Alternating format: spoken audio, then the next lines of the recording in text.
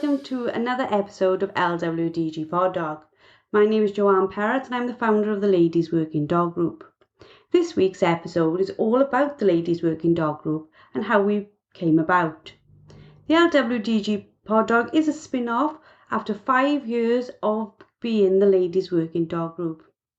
We started back in 2015 as a Facebook group called, back then, the Women Beaters and Pickers Up.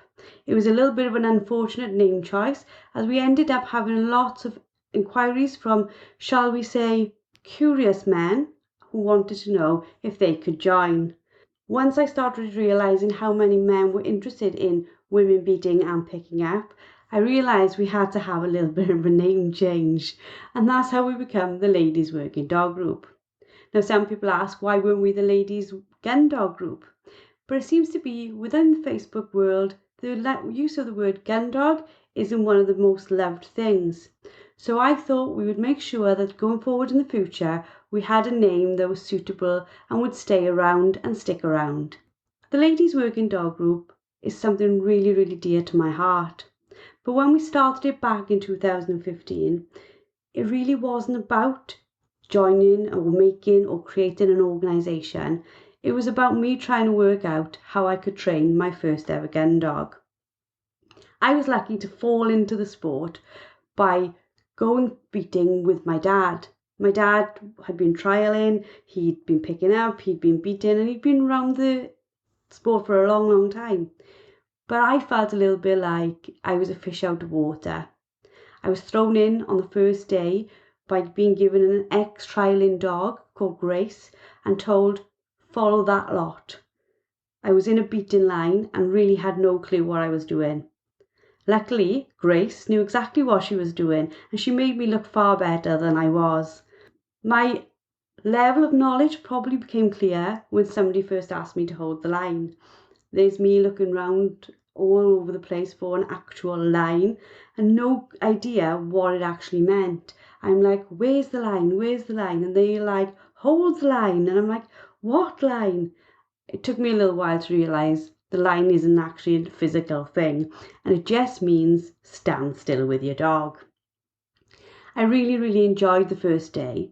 At the time, I'd gone through having in 2010 been diagnosed and had removed a brain tumour. That operation back in 2010 had really, really affected my confidence and my anxiety levels. And when I was told in 2012 that the tumour was growing back, I really, really did struggle.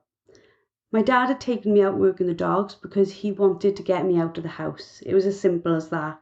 There was no plan on having a daughter that would trial or do anything with dogs. It really was just get Joe out and get Joe into the countryside. And I absolutely fell in love with it. After my first day, I was absolutely exhausted from all the exercise, but I had got rid of so much of my anxiety from simply, I suppose, walking it off, concentrating on new things, new ideas, having new friends and really enjoying myself. Everybody who I met was absolutely fantastic to me, but I was surrounded mostly by men. I decided I had to find other women, and that's how our Facebook group was born. I just wanted to find other women that I could ask questions like, where do I get ladies' waterproof trousers? What can I do with a pheasant breast? How do I cook this? They were just all ladies' problems, and I needed ladies who I could ask who'd know the answer. Some of the questions I tried asking my dad and really just got almost a grumpy male response like, I don't know, you'll have to work it out. Go into some of the other groups. But when I'd gone into some of the other Facebook groups, because my anxiety level was so high, I just felt a little bit scared to ask any questions. So I felt that by creating a smaller group, we could have a place that was safe to ask questions and that it would never be overwhelming. What started all the way back then has now grown to 5,500 lovely ladies, and I'm really, really proud to say that they are absolutely fabulous in the way they behave towards one another and ensure that all new members are welcome. But as that group grew, so did the group's need for information, support, training, and in 2019 we started our masterclasses. Now our masterclass library is made up of monthly themes in which a featured expert, a trainer, will provide us with a set of videos that we put up for society members to watch and learn about a part of dog training. This started back in 2019 and the masterclass library is now huge. There is literally everything you would need to want to read or learn or watch about working a dog. So we had our masterclasses going and we had the support of so many people. I cannot thank enough all the featured experts, past and present, for all the work they did in keeping us going and making sure we had high quality content. As the months went on, again, the thirst for knowledge within the group continued and we started our live coaching calls. What was called the study hall back in 2020 is now today called the dog and duck. You might have seen things around or heard people talking about dog and duck hour. It basically is like a virtual happy hour in a pub where the ladies come in and our featured experts come in and they have a chat about challenges that they're facing with their dogs. It really is good fun, and listening to other people's dog problems can sometimes prevent you from having the same problem. As you listen to the featured experts and group experts chat about how they improved or how they can stop that from happening, you learn quite a lot more than you ever think you are going to. I love Dog and Duck because it happens twice a month, and in those 2 months, in those 2 episodes, I probably learn so much to continue my dog training going forward. But it also gives me the confidence to want to go forward because I can see other ladies making sure they continue to work on their dog training despite the problems they may be facing. So we have our Dog and Duck sessions twice a month. We also have once a month a guest Q&A. This month's guest Q&A was a fantastic 1-hour session on canine neutering. I learned so much in that hour and I cannot thank Julia, the featured expert, for working with us and doing that. Julia is a qualified vet and she went through all the pros and cons without the jargon. That Q&A can be seen online within our resource library, but just having that type of person coming into the group and answering our group's questions is such a big support for the ladies who are within our group. It means that they never feel that they can't ask a question and get a really in-depth but really clear and really easy to understand answer.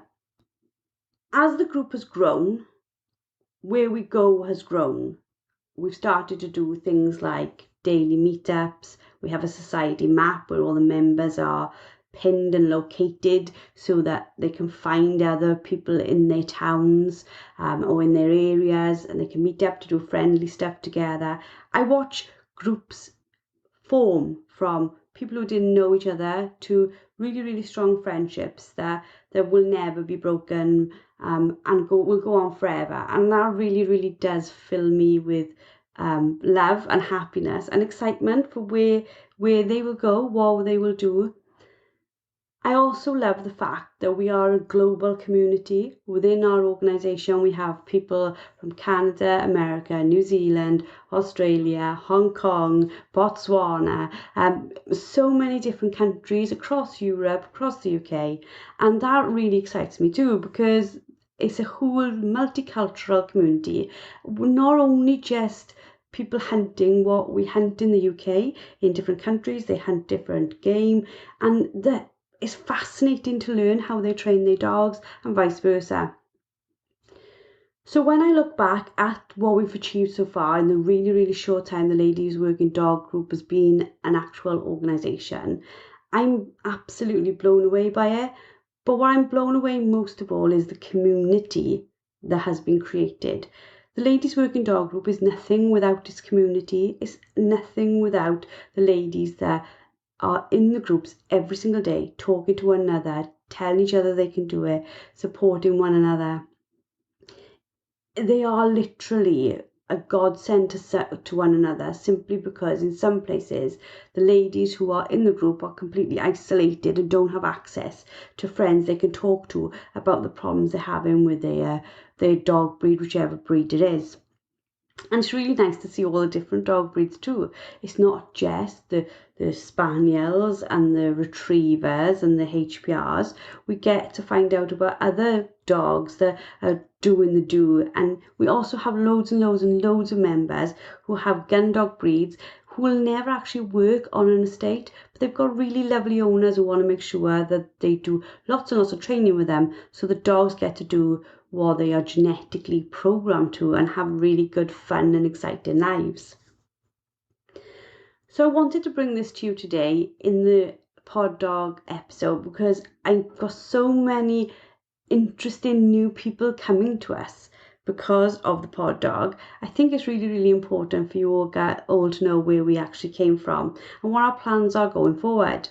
In 2022, it's pretty much, I know this sounds odd, but more of the same. We want to keep on strengthening people's friendships, strengthening communities, strengthening and educating people around their training and making sure that nobody feels isolated or alone or frustrated and gives up.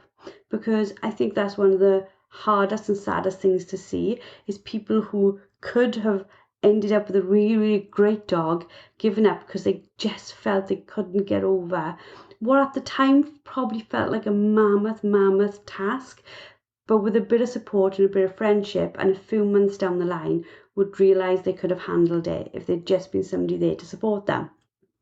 So we are that support. We have really, really good support for all the ladies who want to join us, but for the gentlemen who are out there and the gentlemen who listen to this podcast, we have things like the Hot Mess Handler too, which is our flagship course, which covers the 9 foundational cues, commands you need for training, but it covers them in a way that men can access it too. So it's a recorded program. You can watch it 24/7, lifetime access, and make sure that you can go in and find out all the foundations. We are a ladies only community, and that's ensuring that women, when they come into the group, don't feel that they can't speak out. The great thing about this too is we tend to be more open in what we share. We don't limit our words and we don't limit our conversations, and we tend to be really open and frank about what we're feeling and how that's affecting our dog training. So if you're still listening to me this episode, I hope you've enjoyed understanding a little bit more about the history. I always say to people that the Ladies Working Dog Group was actually started by a man, because if my dad hadn't taken me out on that day, I may never have sat down and started what we've turned out to be. And that really does make me smile. Dad passed away in 2019, and this is part of his legacy. He leaves you all with this fantastic group, and in his own way gets to continue the sport he loved and adored and the love of working with a dog in the outdoors. So I hope you've all enjoyed. I hope you join us next week and the week after and every week to come as we bring you more and more episodes of the LWDG Pod Dog and more support within the Ladies Working Dog. Thank you all for listening. See you all next week.